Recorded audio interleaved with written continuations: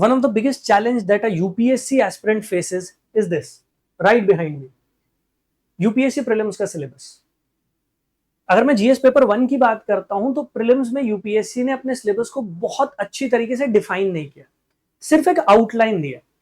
ये जो आप देख रहे हैं ये यूपीएससी के नोटिफिकेशन से ही मैंने स्क्रीनशॉट लिया।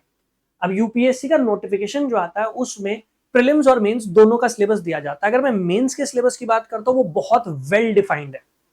आप नोटिफिकेशन डाउनलोड करके उस पूरे सिलेबस को देख सकते हैं, अभी मैं भी आपको वो शो कर दूंगा। बट जब मैं प्रीलिम्स की बात करता हूं ना तो सिलेबस वेल डिफाइंड नहीं। यहां अगर आप देखेंगे यूपीएससी ने एक आउटलाइन दिया, history of India and Indian national movement. History of India में तो एंशिएंट, मिडाइवल, मॉडर्न, ये सारा पार्ट आ जाता है। इंडियन नेशनल मूवमेंट 1857 के बाद जितना दौर है वो सारा नेशनल मूवमेंट में कवर हो जाता है। बट इसमें क्या इंपॉर्टेंट है, कहां से क्वेश्चन बन सकता है, we have no idea, no clue. Similarly Indian and world geography. अब इंडिया और वर्ल्ड ज्योग्राफी की जब आप बात करेंगे तो यहां पर फिजिकल ज्योग्राफी है, सोशल ज्योग्राफी है, इकोनॉमिक ज्योग्राफी है, वर्ल्ड ज्योग्राफी है। इट्स अ लॉट, सिलेबस बहुत एक्सटेंसिव, बहुत वाइड हो जाता है। सिमिलरली अगर आप बात करेंगे इकोनॉमिक एंड सोशल डेवलपमेंट, इसमें टॉपिक्स दिए sustainable development, poverty, inclusion, demographics, social sector initiative etcetera. You never know कि क्या क्वेश्चन आएगा, कहां से क्वेश्चन आएगा। लास्ट में अगर आप देखोगे ना तो जनरल साइंस सिर्फ इतना लिखकर छोड़ दिया। सिमिलरली इन्वायरमेंट की अगर आप बात करोगे, general issues on environmental ecology, biodiversity, climate change, all of that. Now how does a candidate decode कि भाई यहां पे आप क्या पूछ सकते हो। अगले 15-20 मिनट में जो मैं आपको 50 टॉपिक्स बताने वाला हूं वही है एक्चुअल में आपका यूपीएससी का सिलेबस, क्योंकि यूपीएससी ने पिछले 25-30 साल में 90% क्वेश्चंस जो पूछे हैं वो इन्हीं टॉपिक से पूछे। मैं आपको एक ब्रीफ ओवरव्यू दे देता हूं। यहां पर हम पॉलिटी को डिस्कस करेंगे, यहां पर हम ज्योग्राफी को डिस्कस करने वाले हैं, यहां पर हम हिस्ट्री को डिस्कस करेंगे। तो सारे के सारे सब्जेक्ट जो है वो हम यहां डिस्कस करेंगे। हम इंडियन इकोनॉमी को डिस्कस करेंगे इस वीडियो में। इंडियन इकोनॉमी में कितने सेक्टर्स है जहां से क्वेश्चन यूपीएससी पूछ रही है, कितने क्वेश्चन पूछ रही है। सिमिलरली हम आगे चलेंगे, हम एनवायरमेंट की बात करेंगे, ज्योग्राफी की बात करेंगे। तो ये सब कुछ हम कवर करने जा रहे हैं इस एक वीडियो में। इससे पहले, आगे बढ़ने से पहले, जैसे मैंने आपसे कहा था, मैं मेंस के सिलेबस का आपको एक ओवरव्यू जरूर देना चाहूंगा। जब हम मेंस की बात करते हैं ना, पार्ट बी मेन एग्जामिनेशन में UPSC has not held back. यहां पर यूपीएससी ने बहुत डिटेल में जाके पूरा सिलेबस डिफाइन किया है, आप देखिएगा यहां पर। सबसे पहले अगर मैं जीएस पेपर 1 पर आ जाता हूं, जीएस पेपर 1 में स्टार्टिंग में बताया गया Indian heritage and culture, history and geography of the world and society. Prelims में सिर्फ ये आउटलाइन दी थी ना, मेंस में आप देखो सब टॉपिक्स इनलिस्ट किए गए। यहां पर बताया गया Indian culture will cover the salient aspect of art form. Freedom struggle, वहां पर हमने देखा था ना इंडियन नेशनल मूवमेंट, यहां पर बताया गया it's various stages, important contributors, contributions from different parts of the country, post independence consolidation and reorganisation. सिर्फ जीएस पेपर 1 ही नहीं, आप नीचे आ जाएंगे जीएस पेपर 2। पहले आउटलाइन है governance, constitution, polity, social justice, international relations, and then the entire syllabus has been decoded by UPSC itself. तो यहां पर तो वो नेटिग्रिटीज हैं, यहां पर यूपीएससी ने खुद ये बता दिया है कि भाई कहां कहां से क्वेश्चन आ सकता है, what is your syllabus. But जब हम प्रीलिम्स की बात करते हैं, प्रीलिम्स के साथ the biggest challenge, the biggest hurdle is कि आपको ये नहीं पता कि क्वेश्चन कहां से आए। But let's start decoding it. सबसे पहले सबसे फेमस बुक जब यूपीएससी की तैयारी की हम बात करते हैं, पॉलिटी के लिए बाइबल कहा जाता है, एम लक्ष्मीकांत। आपको एम लक्ष्मीकांत पढ़नी है, अच्छे से कवर करनी है। अब एम लक्ष्मीकांत से पढ़ना क्या है, वो इंपॉर्टेंट थीम्स, टॉपिक कौन से हैं जहां से क्वेश्चंस बनेंगे। सबसे पहले सबसे इंपॉर्टेंट थीम जहां से मैक्सिमम क्वेश्चन यूपीएससी बनाती है, मैक्सिमम क्वेश्चन। अगर आप पिछले 25 साल की बात करेंगे तो 100 से ज्यादा क्वेश्चंस, मोर देन 100 क्वेश्चंस इस एक थीम, इस एक टॉपिक पर बने हैं, और वो है legislature. By legislature we mean the parliament और the state legislative assemblies and legislative councils. यहां पर कौन कौन सी ऐसे सब टॉपिक्स हैं जिससे यूपीएससी क्वेश्चन बना चुकी है। तो पार्लियामेंट के सेशंस जो होते हैं, लोकसभा, राज्यसभा, इनकी पावर्स, इसके साथ साथ स्पीकर, स्पीकर का रोल, डेप्यूटी स्पीकर है, डेप्यूटी स्पीकर की पावर्स, उनकी अथॉरिटी, उनका role, types of bills, money bill, constitutional amendment bill, ordinary bill, financial bill, all of that. Then we have budget, committees and of course delimitation. Delimitation तो इस बार काफी चर्चा में भी रहा है, काफी न्यूज में रहा है। क्वेश्चन बनने के इस बार भी बहुत ज्यादा चांसेस है। तो सबसे पहली थीम हो गई लेजिस्लेचर। आपको पार्लियामेंट और स्टेट लेजिस्लेचर वाले चैप्टर्स को अच्छे से कवर करना है। अगर आपने पार्लियामेंट वाला चैप्टर अच्छे से कवर कर लिया तो स्टेट लेजिस्लेचर ऑटोमेटिकली 80-90% तक कवर हो जाता है, क्योंकि इंडिया में सेंटर स्टेट दोनों में ही पार्लियामेंट्री फॉर्म ऑफ गवर्नमेंट है, तो जो प्रोविजंस होते हैं वो ऑलमोस्ट सिमिलर है। नेक्स्ट हमारी इंपॉर्टेंट थीम है जिससे दूसरे नंबर पर सबसे ज्यादा क्वेश्चन पूछे गए, that is fundamental rights, directive principle, fundamental duty. इसमें फंडामेंटल ड्यूटी पे कम क्वेश्चन पूछे जाते हैं, ज्यादा क्वेश्चन होता है फंडामेंटल राइट्स और डीपीएसपी। इनफैक्ट पिछले कुछ सालों में कई कई बार तो ऐसा हुआ है कि एक ही साल में 2 से 3 क्वेश्चन डायरेक्टिव प्रिंसिपल से ही पूछ लिए गए, इतनी इंपॉर्टेंट थी मेरी। अब यहां पर किस टाइप के क्वेश्चन पूछे जाते हैं? फंडामेंटल राइट्स की अगर मैं बात करता हूं तो इंपॉर्टेंट फंडामेंटल राइट्स है, इंपॉर्टेंट आर्टिकल्स, उनसे क्वेश्चन पूछ लिए जाते हैं। Article 14 right to equality, article number 16 हमारे यहाँ पब्लिक एम्प्लॉयमेंट, उसमें डिस्क्रिमिनेशन नहीं होना चाहिए। आर्टिकल 19, 21 ट्रिनिटी जो है हमारे फंडामेंटल राइट्स की 14, 19, 21, उसमें 19, 21 काफी इंपॉर्टेंट हो जाते हैं, राइट टू फ्रीडम और right to life and personal liberty. Article number 22 protection against arrest and detention in certain cases, तो इन पे क्वेश्चन पूछे गए। Then you have principle of natural justice, recently एक क्वेश्चन पूछा गया था, उसको उस पर डिबेट भी काफी हो गई थी। फिर we have writs, article number 32 of the constitution, जिसके अंडर सुप्रीम कोर्ट रिट जारी कर सकते हैं हमें हमारे फंडामेंटल राइट्स दिलाने के लिए। Then you have right to property, definition of state, definition of state का जो क्वेश्चन था वो एनसीईआरटी से लिंक करके पूछा गया था, उसका रेफरेंस एनसीईआरटी में था। And then right to vote, right to vote पे जब क्वेश्चन आया था उसको लेकर भी काफी डिबेट चली थी कई सालों तक। इसके बाद जब हम डीपीएसपी की बात करते हैं तो DPSP they are non justiciable, तो स्टेटमेंट बेस्ड क्वेश्चन था जहां पर एक स्टेटमेंट थी दैट डीपीएसपी आर जस्टिसेबल और नॉन जस्टिसेबल, उस टाइप का क्वेश्चन बना था। Then welfare state, article number 38 की आप बात करेंगे, वहां पर वेलफेयर स्टेट की फिलोसफी की बात की गई है। Amendment of the constitution, amendment में 42nd constitutional amendment act, 44th constitutional amendment act, 86th amendment act, क्योंकि ये तीनों वो इंपॉर्टेंट अमेंडमेंट्स हैं जिनके थ्रू नए डीपीएसपी जो है वो जोड़े गए थे। देन सोशियो इकोनॉमिक जस्टिस, अगर हम डायरेक्टिव प्रिंसिपल्स की बात करते हैं तो डीपीएसपी का जो मेन ऑब्जेक्टिव है, मेन एम है, that is to ensure socio economic democracy, socio economic justice in the society. So ये दूसरी इंपॉर्टेंट थीम हो जाती है। इसके आगे जब हम बढ़ेंगे गवर्नेंस, गवर्नेंस में ज्यादा क्वेश्चन जो बनते हैं वो गवर्नमेंट के इनिशिएटिव पर बनते हैं, गवर्नमेंट की स्कीम्स पर बन जाते हैं। जैसे स्कीम्स और इनिशिएटिव में श्रम योगी मानधन, इस पे क्वेश्चन बना है रिसेंटली। ऐसे ही ऑपरेशन सद्भावना, उस पर क्वेश्चन बना है। देन आपने देखा होगा रिसेंटली पिछले 3-4 साल में यूपीएससी ने जो एक्ट्स हैं उन पे क्वेश्चन पूछना शुरू कर दिया है। पहले यूपीएससी कॉन्स्टिट्यूशनल प्रोविजंस पे ही क्वेश्चन पूछा करती थी, बट अब जो एक्ट्स न्यूज में रहते हैं उन पे क्वेश्चन पूछ लेती है। तो आर्म्स एक्ट पे क्वेश्चन आया है, मैटरनिटी बेनिफिट एक्ट उस पे क्वेश्चन आया है, ऑफिशियल सीक्रेट एक्ट उस पे क्वेश्चन आ चुका है। Similarly home guards, prisoners, chief of the defence staff, इस टाइप के मिसलेनियस क्वेश्चन भी आए हैं। और ये दोनों ही, इनफैक्ट दोनों ने, ये तीनों थीम्स जो है ये करंट अफेयर्स से लिंक हो जाती है। यहां पर अगर आप थ्रू आउट द ईयर, पूरे साल करंट अफेयर्स को अच्छे से फॉलो कर रहे हैं तो इसका मतलब यह है कि आप इन्हें अच्छे से कवर कर पाएंगे, वो आराम से कवर हो जाएंगे। तो लक्ष्मीकांत के साथ साथ 11th क्लास की एनसीईआरटी और करंट अफेयर्स अगर आप अच्छे से कवर करेंगे, you will be able to solve these questions.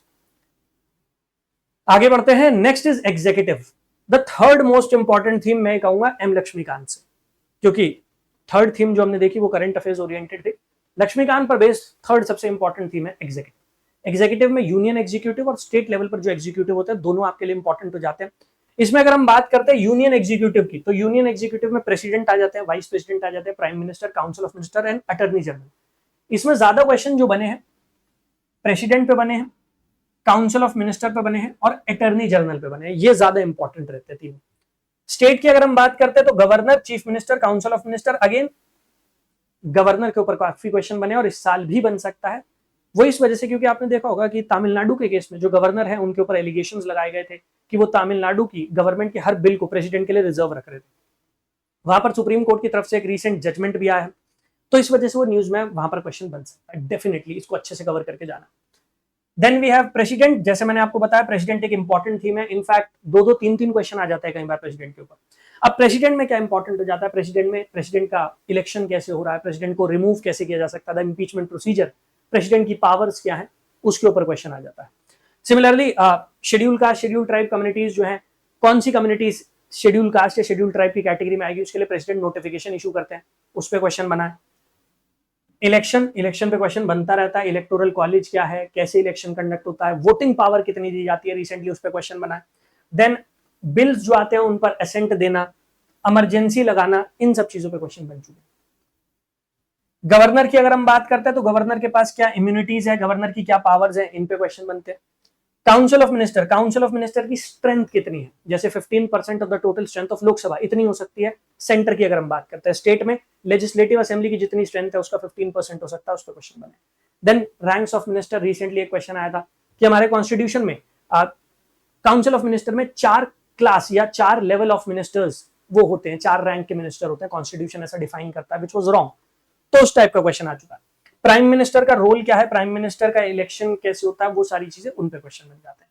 But again president, council of minister, attorney general and governor, ये सबसे इंपॉर्टेंट थीम्स है जब हम एग्जीक्यूटिव की बात करते हैं। एग्जीक्यूटिव के बाद है system of government. System of government की अगर हम बात करें तो पूरी दुनिया में आपको मेजरली 2 टाइप के पॉलिटिकल सिस्टम्स देखने को मिल जाते हैं, पार्लियामेंट्री और presidential form of government. USA में प्रेसिडेंशियल फॉर्म ऑफ गवर्नमेंट है, इंडिया में पार्लियामेंट्री फॉर्म ऑफ गवर्नमेंट है। पार्लियामेंट्री फॉर्म ऑफ गवर्नमेंट के फीचर्स क्या होते हैं, हमने क्यों पार्लियामेंट्री फॉर्म ऑफ गवर्नमेंट को अडॉप्ट किया, उस सब पे क्वेश्चन बन जाते हैं। So parliamentary system versus presidential system, दोनों की फीचर्स, कॉन्ट्रास्ट उस पे। Next union versus federal system. अब यूनिटरी फॉर्म ऑफ गवर्नमेंट होता है, फेडरल सिस्टम होता है, इंडिया में फेडरल सिस्टम है but quasi federal overall structure है, क्योंकि हमारे यहाँ जो पावर्स हैं वो ज्यादा इंक्लाइंड है in the favour of centre, तो उस पर क्वेश्चन बन सकते हैं। फेडरल सिस्टम की फीचर्स क्या क्या होती है, यूनिटरी फीचर्स क्या क्या इंडियन कॉन्स्टिट्यूशन में, उस पर क्वेश्चन बन जाते हैं।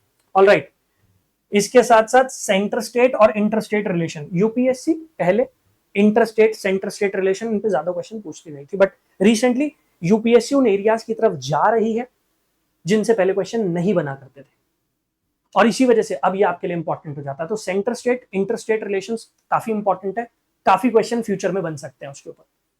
नेक्स्ट, कॉन्स्टिट्यूशन के और प्रोविजंस, मिसलेनियस प्रोविजन, जैसे making of the constitution, that means constituent assembly, कब बनाई गई कॉन्स्टिट्यूएंट असेंबली, कॉन्स्टिट्यूएंट असेंबली में कौन कौन सी कमिटीज थी, किस कमेटी का क्या रोल था, क्या फंक्शन था, कब से कब तक कॉन्स्टिट्यूएंट असेंबली ने काम किया, ओवरऑल वो सारे जो टॉपिक्स हैं वो आपको कवर करने होंगे।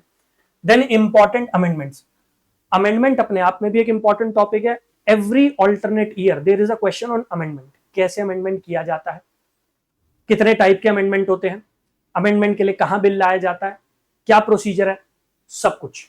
ठीक है, इनफैक्ट 2024 में भी एक बेसिक क्वेश्चन आया था कि अमेंडमेंट किस चीज को कहा जाता है। तो यहां पर आर्टिकल नंबर 368 में दिया गया कंप्लीट प्रोसीजर, वो आपको पता होना चाहिए।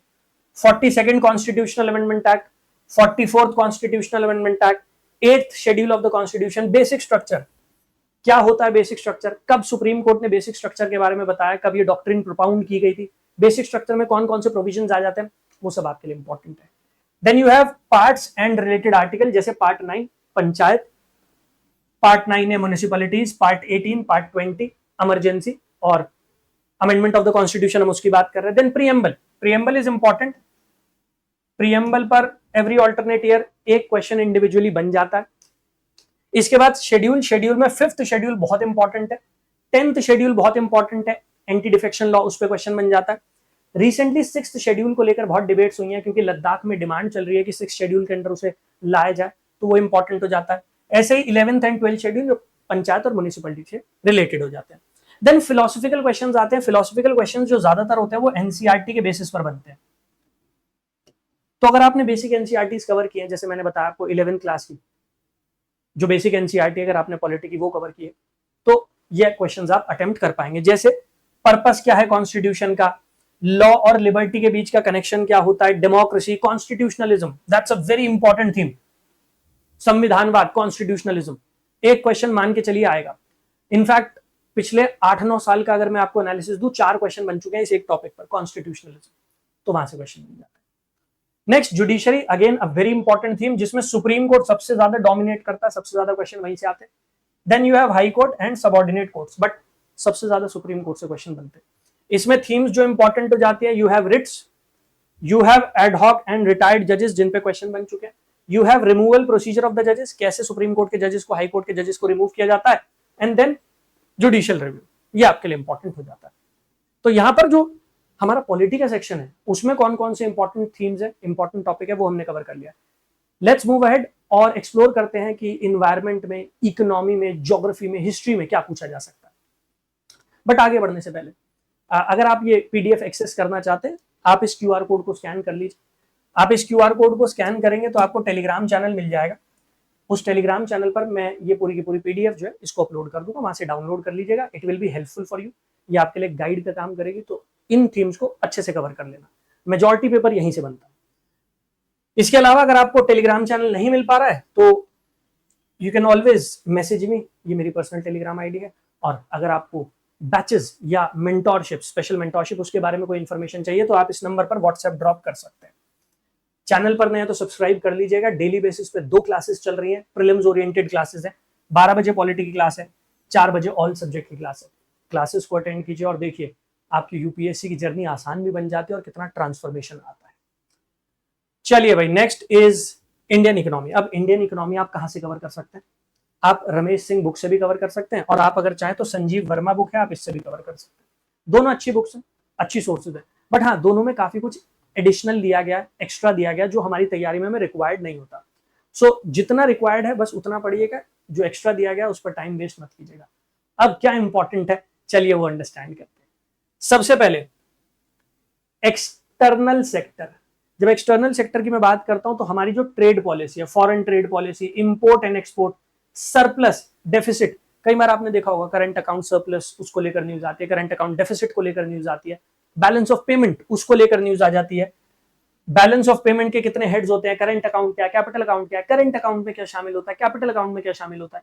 रिसेंटली आपने देखा होगा मालदीव्स में बैलेंस ऑफ पेमेंट क्राइसिस हुआ, उससे पहले श्रीलंका में बैलेंस ऑफ पेमेंट क्राइसिस हुआ, 1991 में इंडिया के साथ वो क्राइसिस हो सकता था। सो बैलेंस ऑफ पेमेंट क्या होती है, बैलेंस ऑफ पेमेंट के अंडर जो 2 हेड आते हैं, करंट अकाउंट, कैपिटल अकाउंट, उसके अंडर क्या क्या चीजें आ जाती है। देन एफडीआई, किस सेक्टर में कितना एफडीआई अलाउड है, एफडीआई कब कहा जाता है, एफआईआई कब कहा जाता है, दोनों के बीच का डिफरेंस क्या है, क्योंकि टेक्निकल डिफरेंसेस अब आ गए हैं, वो आपके लिए इंपॉर्टेंट हो जाता है। तो एक्सटर्नल सेक्टर जिसमें trade policy, foreign trade, import export, balance of payment crisis, current account में क्या है, कैपिटल अकाउंट में क्या है, ये सारे इन पे क्वेश्चन बनते हैं। करेंसी मैनेजमेंट, करेंसी मैनेजमेंट में फॉरेन एक्सचेंज, तो फॉरेक्स रिजर्व जो हमारा आरबीआई मेंटेन करता है, फॉरेक्स रिजर्व बढ़ता है तो उसका क्या एडवांटेज होता है, फॉरेक्स रिजर्व अगर कम होता है, खत्म होता है तो उसके क्या डिसएडवांटेजेस होते हैं, कैसे आप फॉरेन एक्सचेंज रिजर्व को एक कंट्री की ग्रोथ डेवलपमेंट के साथ कनेक्ट कर सकते हो, रुपी का डेप्रिसिएशन एप्रिसिएशन उसको कैसे लिंक किया जा सकता है, वो सारी चीजें। जैसे डॉलर, अब डॉलर अगर डेप्रिशिएट होगा तो हमारे फॉरेन एक्सचेंज रिजर्व पर क्या प्रभाव पड़ेगा। Foreign exchange reserve RBI maintain करता है, उसके पीछे पर्पस क्या होता है, फॉरेन एक्सचेंज रिजर्व को कौन कौन सी करेंसीज में मेंटेन किया जा सकता है, वो सारा आपके लिए इंपॉर्टेंट हो जाता है। देन रुपी की convertibility, dirty floating concept use किया जाता है, तो फ्लोटिंग एक्सचेंज रेट क्या होता है, फिक्स्ड एक्सचेंज रेट क्या होता है, कब यूज किया जाता है, आरबीआई कब इंटरवीन करता है, क्यों करता है, वो सारी चीजें इंपॉर्टेंट है। देन करेंसी क्राइसिस, जैसे अभी आप देखेंगे तो ग्लोबल लेवल पर आप रशिया और यूक्रेन के बीच में वॉर चल रही है, इजराइल और पैलेस्तीन का इशू चल रहा है, उस वजह से गोल्ड के प्राइसेस जो है उनमें फ्लक्चुएशंस हो रहा है, वो क्यों होता है। तो करेंसी क्राइसिस जिसमें वॉर की सिचुएशन आ जाती है, करेंसी को मैनिपुलेट किया जाता है, जैसे मैंने डर्टी फ्लोटिंग के बारे में आपको बताया, डीवैल्यूएशन ऑफ करेंसी क्या है, एप्रिसिएशन ऑफ करेंसी क्या है, इन सब पे क्वेश्चन बन जाते हैं। इनफैक्ट करेंसी अगर एप्रिशिएट होगी तो उसका आपके एक्सटर्नल सेक्टर मतलब एक्सपोर्ट्स पे क्या फर्क पड़ेगा, इंपोर्ट पे क्या फर्क पड़ता है, वो आपके लिए इंपॉर्टेंट हो जाता है। अगर करेंसी अप्रिशिएट हो रही है तो क्या करंट अकाउंट डेफिसिट हो सकती है, अगर हो सकती है तो क्यों हो सकती है, वो जो कनेक्टिविटी है, कनेक्टिंग द डॉट्स, वो आपके लिए इंपॉर्टेंट है। Then you have global institutions, इन पर काफी क्वेश्चन बनते हैं, जिसमें IMF, WTO, OECD, world bank, world economic forum, international conferences और एग्रीमेंट्स, इन पे क्वेश्चन बन जाते हैं। अब देखिए, आपको हर ऑर्गेनाइजेशन को इंडिविजुअली उठा के पढ़ने नहीं लग जाना, ऐसे तो बहुत सारी इंटरनेशनल बॉडीज आपको मिल जाएंगी जो न्यूज में आपको दिखाई दे रही है, प्रोमिनेंटली कवर की जा रही है। जैसे अगर रिसेंटली आप बात करेंगे तो बिम्स्टेक, ठीक है, उसकी मीटिंग हुई थी, प्रधानमंत्री गए थे, वो आपके लिए इंपॉर्टेंट हो जाती है। अगर सार्क या सार्क फेल हो रहा है, उसको लेकर बातें हो रही हैं, न्यूज में कवर किया जा रहा है, वो आपके लिए इंपॉर्टेंट हो जाता है। डब्ल्यूटीओ को लेकर बातें हो रही हैं, डब्ल्यूटीओ में कोई इश्यूज चल रहे हैं, उनको लेकर हो रहा है, वर्ल्ड बैंक को लेकर बातें हो रही है, तो वो आपके लिए इंपॉर्टेंट हो जाते हैं, तो आपको उस पर ज्यादा ध्यान देना, ठीक है। तो ये एक थीम हो जाएगी, पिछले 10 साल में 42 क्वेश्चन आ चुके हैं इस थीम पर। नेक्स्ट है money and banking, one of the most important themes. Money and banking की जब आप बात करते हैं तो हम यहां पर बात कर रहे हैं आरबीआई की, हम आरबीआई के रोल की बात कर रहे हैं, मॉनेटरी पॉलिसी की बात कर रहे हैं, मॉनेटरी पॉलिसी के टूल्स की बात कर रहे हैं, मॉनेटरी पॉलिसी कमेटी की बात कर रहे हैं, repo rate, reverse repo rate, CRR, SLR. जब हमारे यहां इन्फ्लेशन बढ़ेगी तो कैसे मॉनेटरी पॉलिसी को एडजस्ट किया जाता है, कैसे उस इन्फ्लेशन को नीचे लाया जाता है, वो सारी बातें। ठीक है, सो करंट एंड कॉन्सेप्चुअल दोनों कॉन्सेप्ट है। रिसेंटली आपने देखा होगा आरबीआई की जो मॉनेटरी पॉलिसी कमेटी है, मॉनेटरी पॉलिसी कमेटी ने फैसला लिया कि हम एक अकोमोडेटिव मॉनेटरी पॉलिसी को इस बार एक्सेप्ट करेंगे। अब ये अकोमोडेटिव मॉनेटरी पॉलिसी क्या है? अकोमोडेटिव मॉनेटरी पॉलिसी में जो रेपो रेट होता है उसे कम क्यों किया जाता है? रेपो रेट कम होगा तो मार्केट में मनी सप्लाई बढ़ जाएगी, उसका इन्फ्लेशन पे क्या इफेक्ट पड़ सकता है, वो सारी चीजें आपके लिए इंपॉर्टेंट है, वो कंसेप्चुअल क्लैरिटी होनी चाहिए, उस पर क्वेश्चन बन जाता है। सो आरबीआई के फंक्शंस, आरबीआई की मॉनेटरी पॉलिसी, मनी सप्लाई को कैसे कंट्रोल करती है आरबीआई। रिसेंटली एक क्वेश्चन आया भी था स्टरलाइजेशन के ऊपर, ओपन मार्केट ऑपरेशन के ऊपर। तो ओपन मार्केट ऑपरेशन क्या है, कब परफॉर्म किए जाते हैं, स्टरलाइजेशन क्या है, स्टरलाइजेशन का मतलब क्या होता है, उस पर। Then you have initiatives of RBI, उस पर क्वेश्चन बन जाता है, जैसे डिजिटल करेंसी। तो रिसेंटली ई रूपी लॉन्च किया गया था, सेंट्रल बैंक डिजिटल करेंसी, उसके ऊपर क्वेश्चन बना था। सो ये आपके लिए इंपॉर्टेंट हो जाता है। ठीक है, ऐसे ही बैंकिंग में कितने टाइप के बैंक है, गवर्नमेंट बैंक क्या है, बैंक बोर्ड ब्यूरो क्या है, आरआरबीज रीजनल रूरल बैंक क्या है, इनका रोल क्या होता है, इस पे क्वेश्चन बन जाता है। कोऑपरेटिव बैंक्स अगर आप देखेंगे, बहुत सारे कोऑपरेटिव बैंक्स ऐसे हैं जिनको लेकर क्वेश्चन उठाए गए हैं पास्ट में, तो उस पे क्वेश्चन बन सकता है। ठीक है, तो ये सेकंड इंपॉर्टेंट थीम हो जाएगी इकोनॉमी की।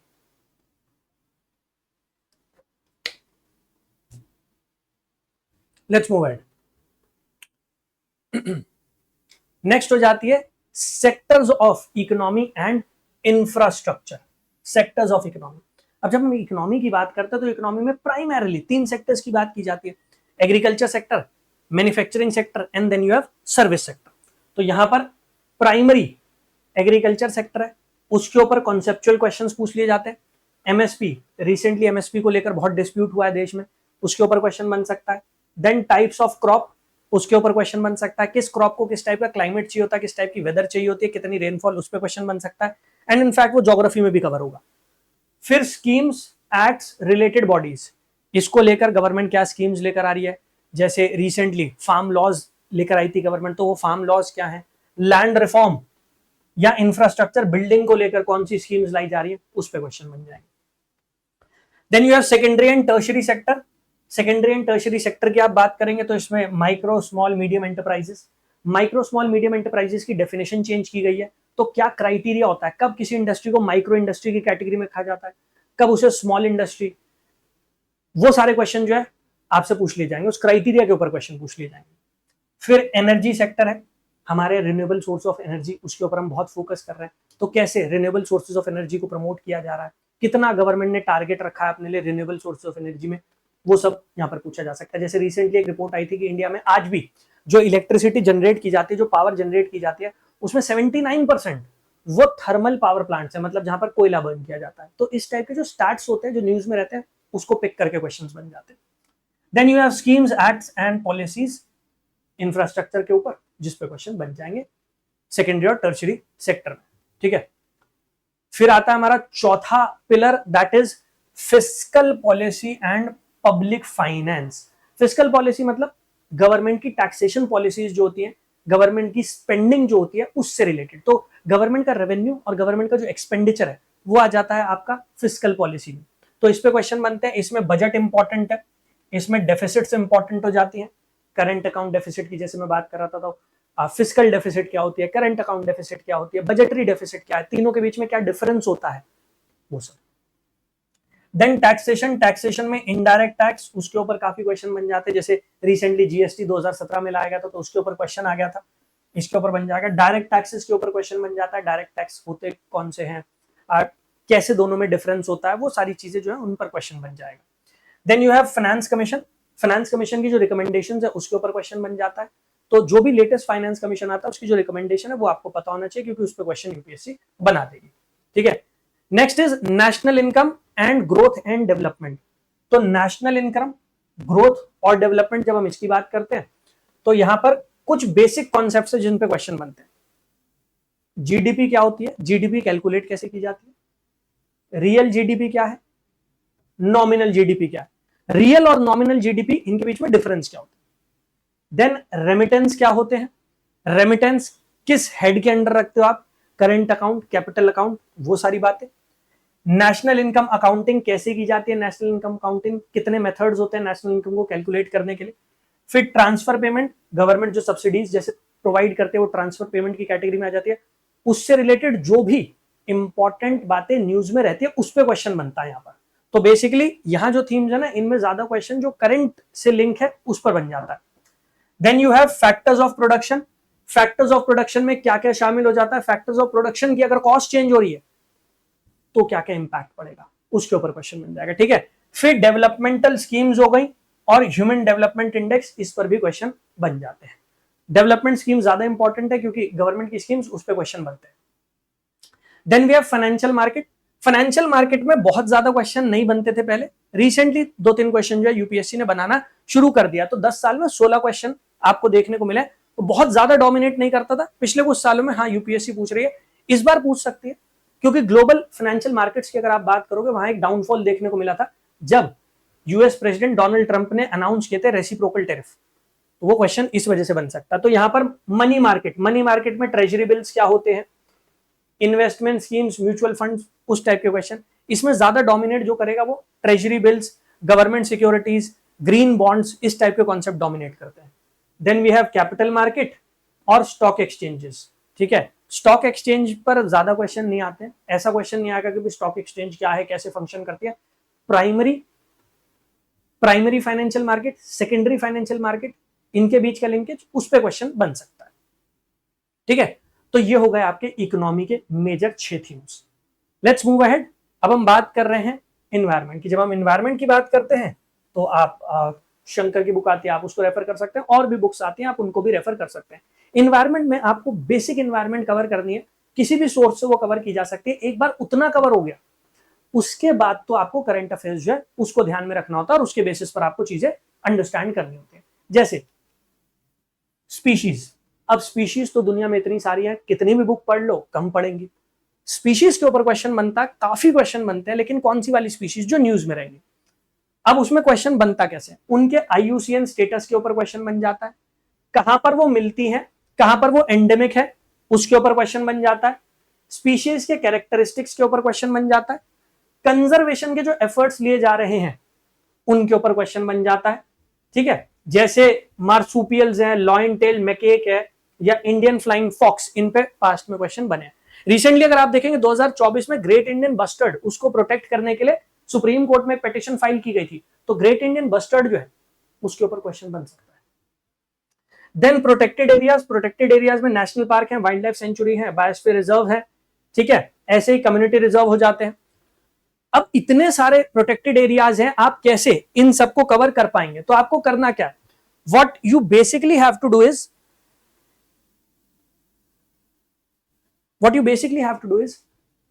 आपको जो न्यूज में ज्यादा प्रोमिनेंटली कवर किए जा रहे हैं उनको अच्छे से कवर करके जाना है। देखिए, बायोस्फीयर रिजर्व की अगर आप बात करेंगे तो बायोस्फीयर रिजर्व तो बहुत लिमिटेड है, बायोस्फीयर रिजर्व तो आप कवर कर सकते हैं क्योंकि वो लिमिटेड है।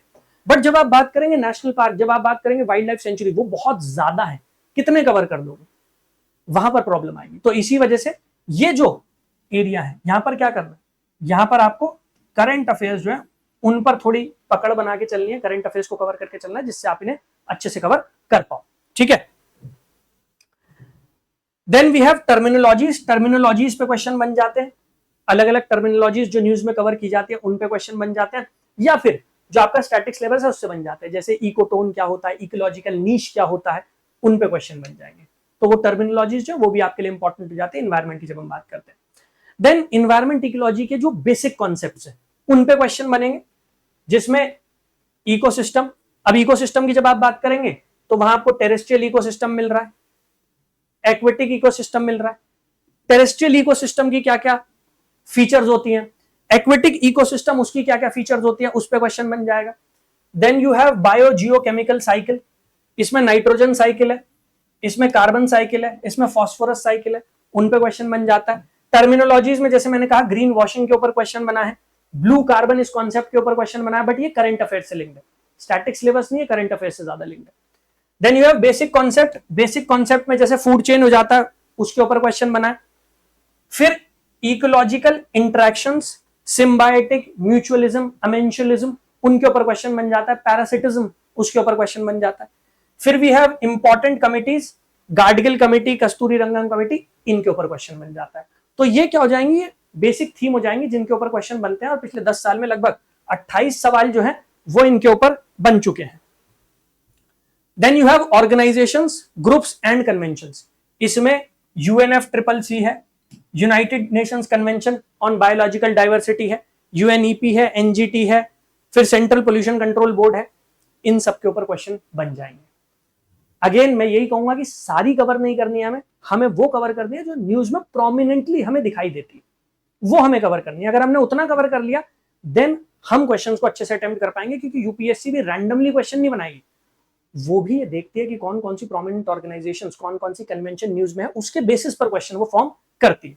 ठीक है। Then pollution, sources of pollution, pollutants के सोर्स क्या है, इफेक्ट क्या होता है, रेमेडिएशन की टेक्निक्स क्या है, कौन कौन से गवर्नमेंट इनिशिएटिव ले रही है, उस पे क्वेश्चन बन जाते हैं।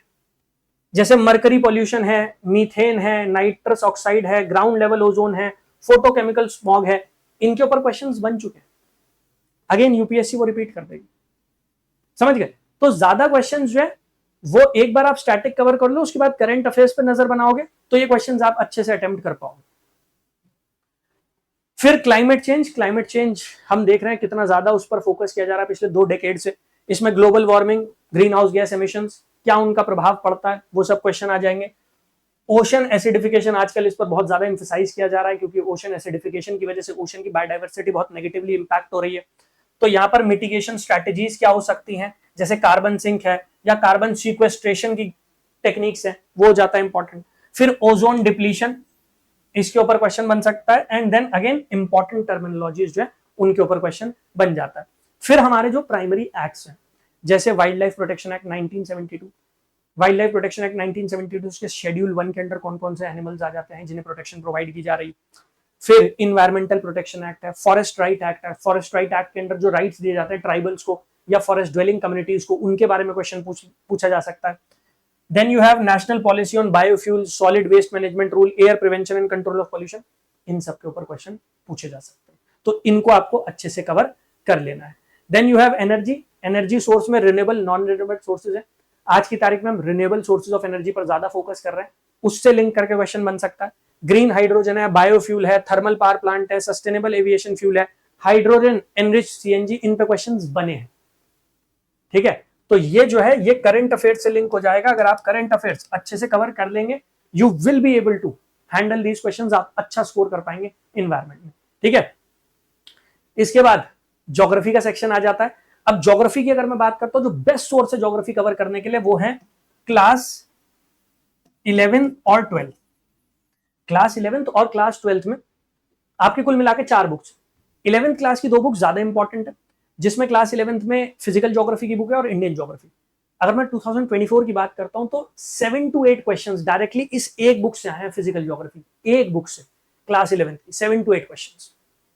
तो जितना अच्छे से इसे कवर करके जाओगे उतने ज्यादा क्वेश्चन वहां पर सही कर पाओगे ज्योग्राफी में। अब ज्योग्राफी की जब हम बात करते हैं, सबसे इंपॉर्टेंट थीम्स पिछले कुछ सालों में जो निकल कर आई है, दैट इज क्लाइमेटोलॉजी। अब क्लाइमेटोलॉजी में कॉन्सेप्ट बेस्ड क्वेश्चंस पूछे गए, जैसे कोरियालिस फोर्स हो गई, वाटर वेपर कितनी हाइट तक मिलता है, ग्रीन हाउस गैस है, इंपैक्ट क्या पड़ता है, आइसोथर्म्स क्या होते हैं, आइसोथर्म्स में कैसे मूवमेंट आता है, कब वो नॉर्थ की तरफ शिफ्ट हो जाते हैं, कब वो साउथ की तरफ आते हैं।